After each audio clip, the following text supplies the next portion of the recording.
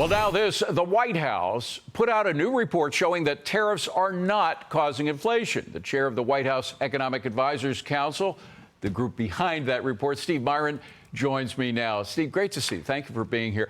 You say the odds of inflation caused by tariffs are extremely low. You actually compared it to the chances of a pandemic or meteors.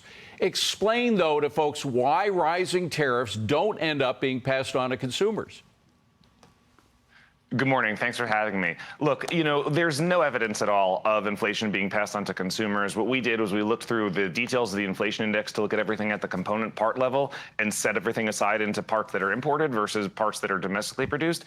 And the stuff that is domestically produced has been suffering higher rates of inflation than the stuff that's been imported. In fact, since December, before the tariff started being implemented, the price of domestically produced goods, the price of overall goods has gone up by about 0.4%, while the price of imported goods has actually gone down by 0.1%, right? And that's exactly the opposite of what you would expect if you thought tariffs were going to lead to meaningful inflation. So there's just no evidence of it. No, and actually we saw the same thing occur in the first Trump administration, but people, including folks at the Fed, continue to complain that the tariffs are going to eventually show up as inflation, to which you say, what, specifically to the Fed?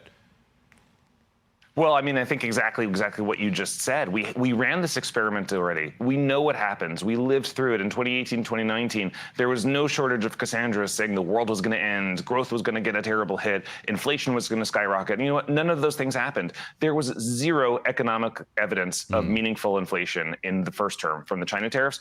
And again, to date, there's no evidence of it. So, I think that people keep saying, various folks are, critics of the administration and other folks around Washington and elsewhere keep saying, oh, the inflation is going to show up, but it hasn't thus far. There's no evidence of it. By the way, Art Laffer's been saying that for years, and in fact, there are economic theories that go back to the 1930s that suggested tariffs can cause problems, but not inflation.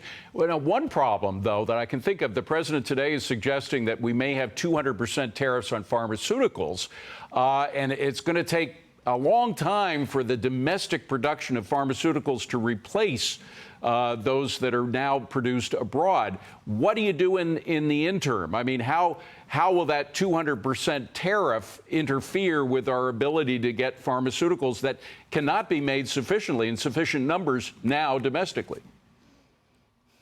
Well, it'll create the incentives for industry to accelerate the timeline and to move things forward. And I think that'll be that's the problem, coupled. because if we have 200% tariffs on pharmaceuticals right now that take years to develop the domestic capacity to grow, what do we do in the meantime?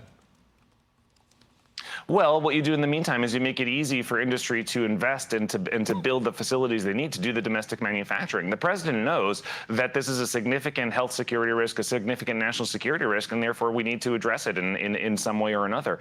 And you see those incentives being built through the One Big Beautiful Bill, the full expensing on investments that are there on new factories and equipment. You see that happening through the deregulation agenda of the Trump administration. The president knows that you got to cut red tape if you want businesses to invest. And so we're going to make it as easy as possible and as profitable as possible for companies to build stuff here, including pharmaceuticals and other industries. But again, you can't just snap your fingers and say, okay, we have a pharmaceutical company here. It takes a long time to set one up.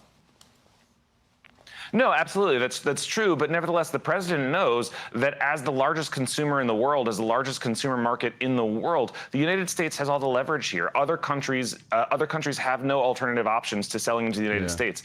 And that's part of why we don't have any inflation from the tariffs thus far, because we have the leverage, we have the bargaining power. That means that other countries have to accept those lower prices when they sell things to us. And they end up eating the cost of the tariffs. It's happened in the data thus far, and it's going to continue to happen.